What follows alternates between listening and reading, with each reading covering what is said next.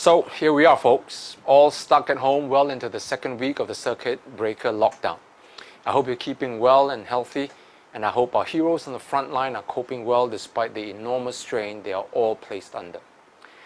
Now, since I last spoke with you, many things have happened, the most worrisome being the explosion of the number of new infections, a record of 386 cases in one day on 13th April. Now, to get an idea of how bad the situation here is, Taiwan recorded 5 new cases that same day, Hong Kong 5, and New Zealand 15. But how do we fall from the lofty headlines extolling the success of how we handled the pandemic to a situation where the virus is spread exponentially and popping up unlinked all over the island? Now, all this can be traced, as I pointed out in my last video, to 2 singularly bad decisions that Mr. Lee Hsien Loong made. First, his call to people not to wear masks if we are well, and the second, telling people to go out and conduct our lives normally when he should have given clear instructions for everyone to stay home. But the bigger problem is that when he realized that he was wrong, he couldn't bring himself to tell everyone that it was the wrong advice, and then give clear instructions for everyone to wear masks. Instead, the government gave a neither here nor there statement that was as clear as the gravy in your mee siam.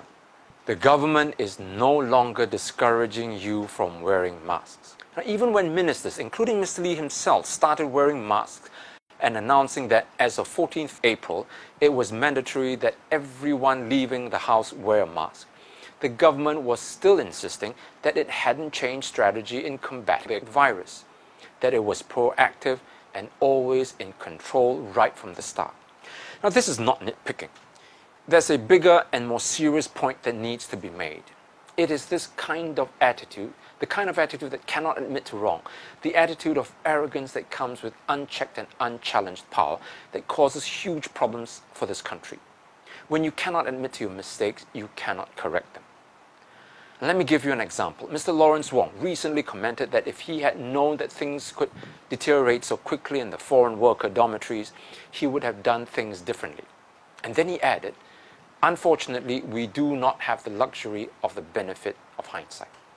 Now let's take a look at this more closely.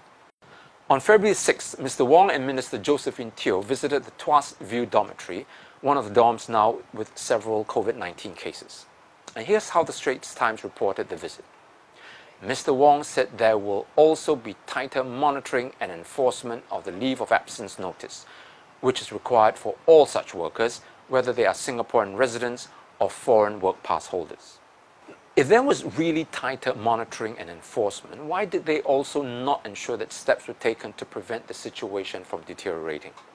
Warning signs were flashing. A Bangladeshi worker had tested positive as early as 9th February. Civil society organizations like the Transient Workers Count 2 were calling out the dismal living conditions in the dorms. The Diamond Princess cruise ship was showing the world that COVID-19 spread like wildfire in a crowded and confined space, and so on. Now, was this really a case of the lack of benefit of hindsight, or the failure to see what was painfully obvious, that the crammed and communal dorms were an accident waiting to happen? Now, Wong's and Teo's failure do not just affect foreign workers. It affects you and me, because these cases don't remain within the confines of the dorms. And because of this wild and crazy spread, here we are sitting in our homes in a lockdown. And that's not even taking into account the amount of damage the circuit breaker lockdown is inflicting on businesses and the economy. Again, it is the attitude that comes with these failures that is the problem. The inability or refusal to say, we failed and we take responsibility, we will do better, instead of coming up with the we did not have the benefit of hindsight excuse. As I said, it is the arrogance that comes with the unchallenged power that hurts the country. But why point this out now? Because the PAP is continuing its unwelcome attitude that doesn't help in the effective fighting of the crisis. For instance, Mr. Shanmugam, Mr. Desmond Lee, Mr. Teo Chee Hean, Mr. Goh Chok Tong were all out on walkabouts right smack during the pandemic and introducing their party's new candidates in preparation for the GE they were going to call. A whole bunch of women ministers and MPs organized a huge event preparing to introduce their new women candidates. Mr. Lee Hsien Loong himself was seen in his constituency in a crowded food center. And quite unbelievably, Dr. Chia Shi Lu and Minister Amy Khor both visited hawker centres for photo ops when Singaporeans are getting fined for flouting the rules. And as I said many times before, trust is not what you say, it's what you do. And please, let's not get into this nonsense of accusing the opposition or picking on the minister's mistakes when they are busy and have to focus on dealing with the COVID problem.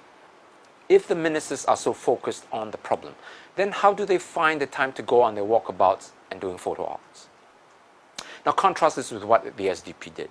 I mentioned in my last video that we had cancelled our 40th anniversary dinner on 8th February, an event which we had planned for months in advance. And more recently, we had obtained a permit to conduct a fundraising event where I would crisscross the island on foot to appeal for funds for our GE campaign. This was scheduled for the weekend of 3rd to 5th April. But even though there was only one person doing the activity, and even before the lockdown was announced, we decided that we would postpone it because we wanted to do the right thing. And we also announced that we were spending all our ground campaigning. Let's tackle the pandemic first, we thought. Politics can come later. And we assumed that the PAP had the same thinking. Boy, were we wrong. So Mr. Lee will not apologize for telling Singaporeans not to wear masks. Lawrence Wong will not admit that it was an oversight regarding the foreign worker infections. And Dr. Chia Shi Lu will not concede that he should not have gone to the hawker centre for a walkabout during the lockdown. This is the single most dangerous lack of leadership qualities among the present set of ministers. That is, the ability to self-reflect and the humility to admit wrong, because it is this ability that allows leaders to learn and grow. It is the humility of spirit that teaches a leader to embrace diversity of views, even critical ones, not suppress it. On the other hand, it is the arrogance that breeds intolerance. The former brings about wisdom, the latter self-righteousness. And it is this self-righteous arrogance, the thinking that power is an entitlement rather than privilege, that the idea that one has been born to lord over the rest of us, the abysmal attitude that fear and uncertainty are to be exploited in an election during a crisis, that is the biggest danger to our nation going forward. But that's only half the story. The other half is about the character of our people. And whether we exercise the power we possess like proud and intelligent citizens, or cower like serfs with neither will nor hope, will determine whether this country succeeds or fails. Now, this COVID crisis has forced us to confront this reality, whether we like it or not, whether we are ready for it or not. Now, I don't know what the future will bring. All I know is that we cannot continue as we have done before. If we can muster that courage to change, then our future is full of promise, a future bright with hope. I stand ready to fight for that future with you. Until then, stay strong, stay healthy, and stay home, my friends.